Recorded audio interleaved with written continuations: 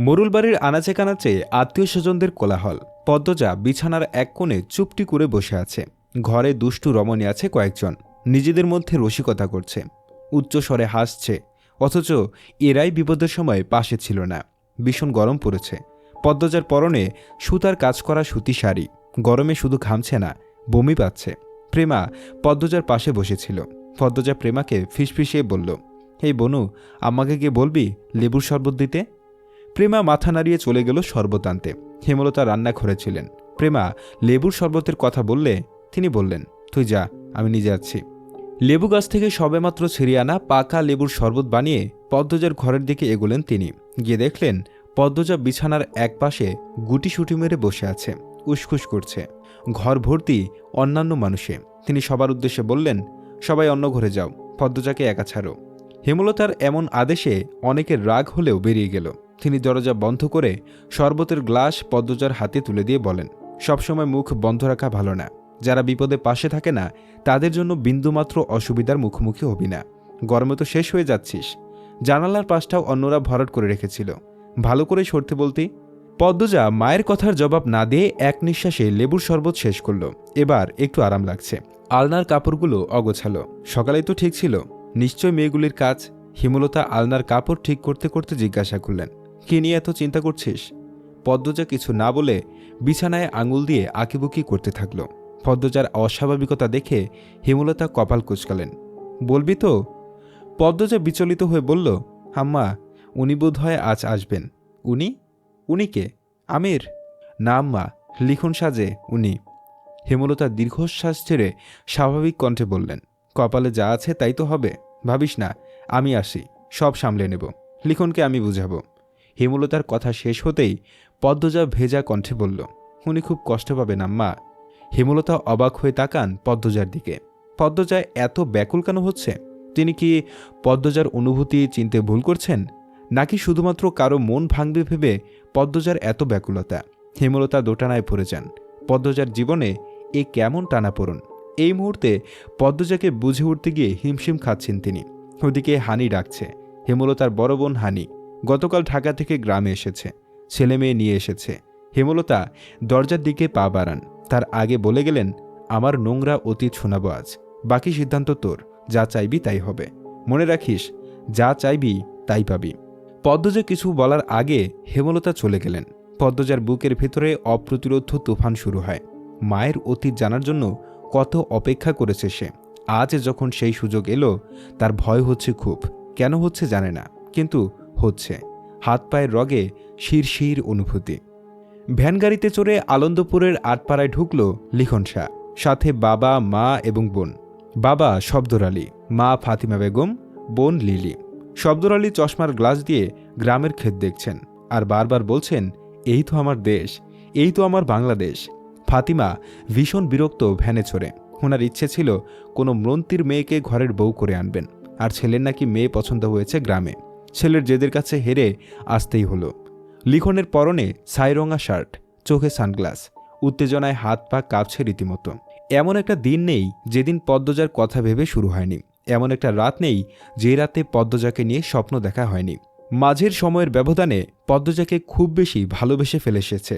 স্বপ্নে কোমরে আঁচল গুজে ঘরের কাজ করা পদ্মজাকে দেখতে পায়। কখনো বা অপরূপ সুন্দরী পদ্মজাকে ঘুমের ঘুরে ঠিক বিছানার পাশে শাড়ি পরা অবস্থায় দেখতে পায়। কল্পনার পদ্মজাকে নিয়ে সে সংসার পেতেছে। এবার হয়তো সত্যি হতে চলেছে। লিখন আনমনে হেসে উঠল। মনে পড়ে যায় পদ্মজাকে প্রথম দেখার কথা।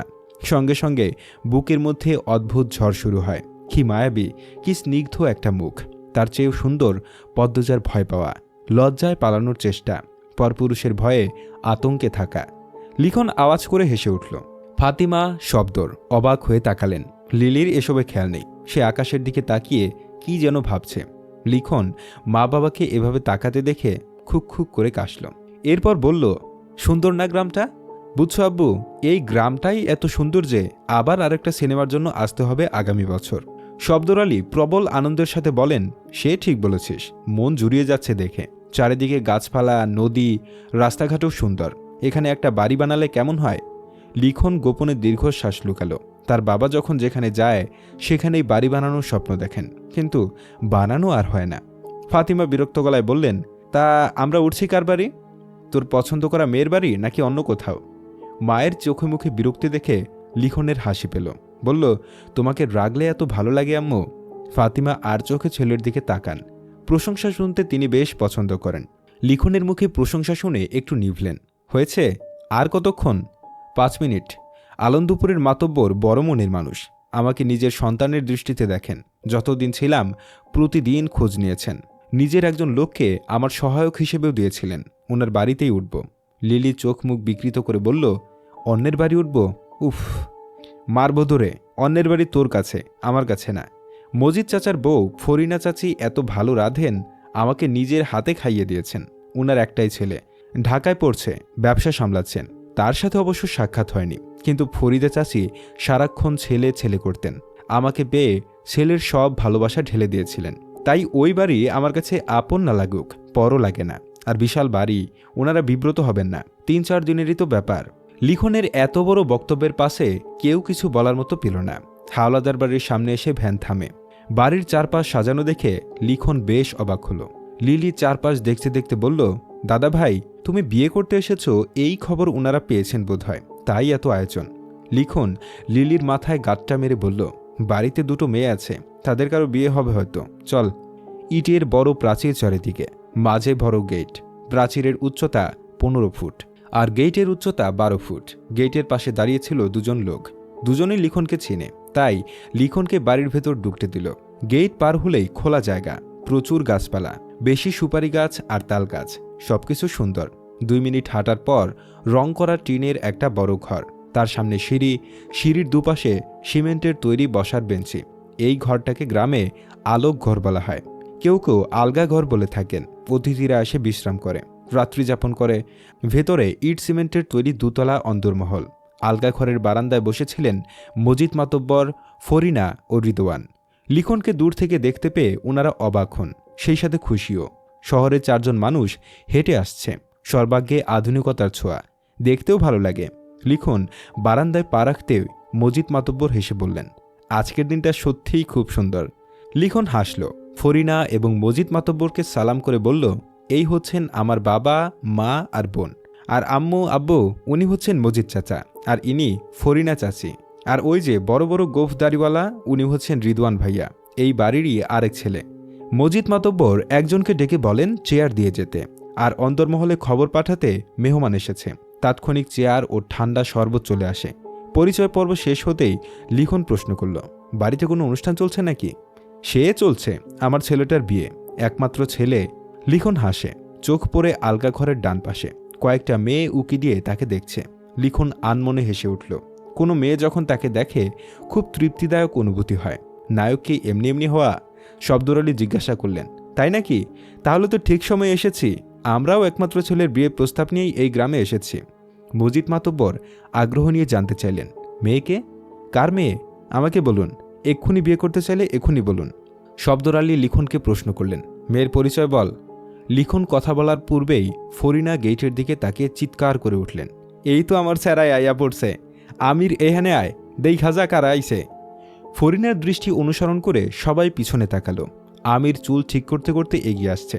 হাঁটার গতিতে বোঝা যাচ্ছে বেশ চঞ্চল একটা ছেলে। আমির ঘেমে একাকার। কয়েক ফুটের দূরত্ব থাকা অবস্থায় লিখনকে দেখেই আমির চিনে ফেলল। মগার কাছে লিখনের বর্ণনা শুনেছে।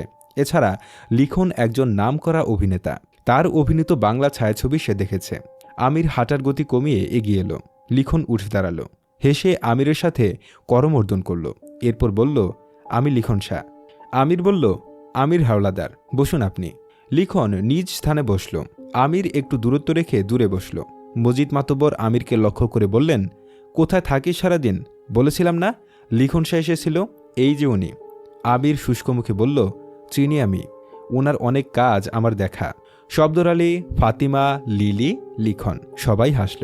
কেউ চিনে বললে আনন্দ হবারই কথা। রিদওয়ান আমিরকে বলল, জানিস আমির, লিখন বিয়ে করতে গ্রামে আসছে।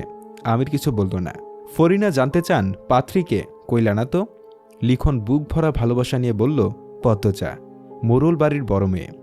লিখনের কথা শুনে মুহূর্তে হাওলাদার বাড়ির সব মানুষের মুখ কালো হয়ে গেল।